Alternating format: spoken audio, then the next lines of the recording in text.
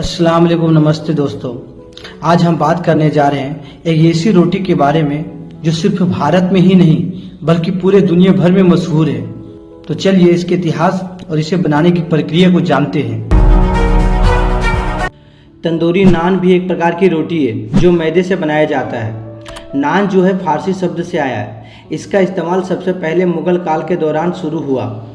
जब यह एक खास डिश के रूप में पॉपुलर हुआ तो मुगल सम्राट के समय नान को खास तौर पर तंदूर में पकाया जाता था। ये सिर्फ एक रोटी ही नहीं बल्कि मुगल खाने का एक अहम हिस्सा बन गया था।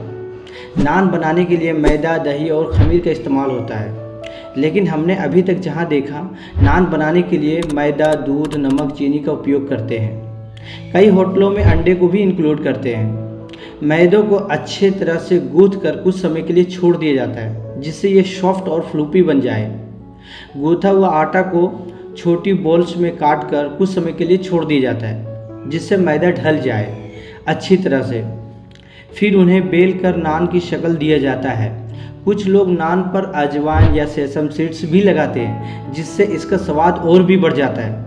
नान को अक्सर करी दाल या कबाब के साथ सर्व किया जाता है और नान को बटर लगा देने से और टेस्ट बढ़ जाता है। ये डिश ना सिर्फ देखने में खूबसूरत है बल्कि खाने में भी बहुत टेस्टी है। तो दोस्तों, ये था नान का इतिहास और इसे बनाने का तरीका। अगर आपको ये वीडियो जरा भी पसंद आया हो तो ऐसी वीडियोस देखने के लिए लाइक और सब्सक्राइब करना ना भूलें।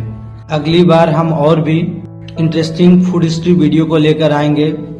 धन्यवाद।